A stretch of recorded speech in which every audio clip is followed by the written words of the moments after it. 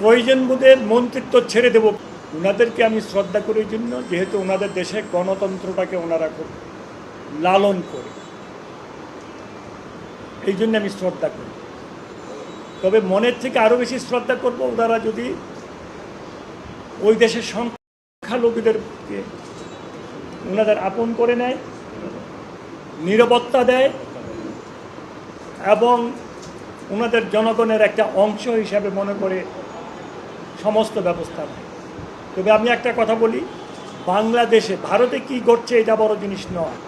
বাংলাদেশে ভারতে ঘটছে বলে বাংলাদেশে ঘটবে এমনটা হতে দেওয়া হবে না।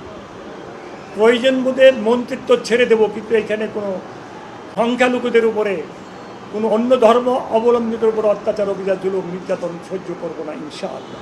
আইনটা যদি অন্যায়কারীদের বিরুদ্ধে ব্যবহার করা হতো তাহলে কিন্তু আইনটা খুব ভালো ছিল।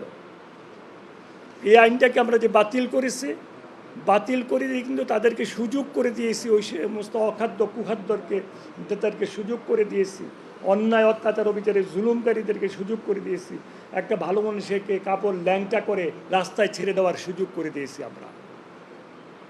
এই জন্য আমি মনে করি, যেহেতু আমরা স্বচ্ছতায় বিশ্বাসী, ওই আইনটা প্রয়োজন অন্য আঙ্গিকে, যাতে করে একজন সাংবাদিক ভাই সত্য প্রচার করাতে তার বিরুদ্ধে দেখে যায় লেগে যায়, তার বেগম বাসায় গেলে বলে ফেসবুকে কি আসলো এটা আপনার বিরুদ্ধে, কিন্তু এটা ডাহা মিথ্যা। কেন ফেসবুকে লিখেছে? যেহেতু উনি সত্য ঘটনাটা প্রকাশ করেছে, এই জন্য লিখেছে। এই জন্য আমি বিস্তারিত ব্যাখ্যা দিয়ে বলতে চাই না, ওই আইনটা প্রয়োজন আমাদের সমাজে এই সমস্ত ব্যক্তিদের হাত থেকে ভালো মানুষদেরকে রক্ষা করার জন্যে। সাইবার ক্রাইম বলে, হ্যাঁ, ওই ক্রাইম থেকে বাঁচানোর জন্য, বাংলাদেশের 18 কোটি মানুষকে বাঁচানোর জন্য এই আইনটা প্রয়োজন ইমিডিয়েট। এবং এই আইনটা যেন আগের সরকারের মতো যারা বিরোধিতা করবে তাদেরকে চোখ দিয়ে নিয়ে আইনে মামলা করা, এইসব করা যাবে না। এইসব করতেও আমাদের মাননীয় প্রধানমন্ত্রী এইসব করতেও দেবেন না, উনি বদ্ধপরিকর। উনি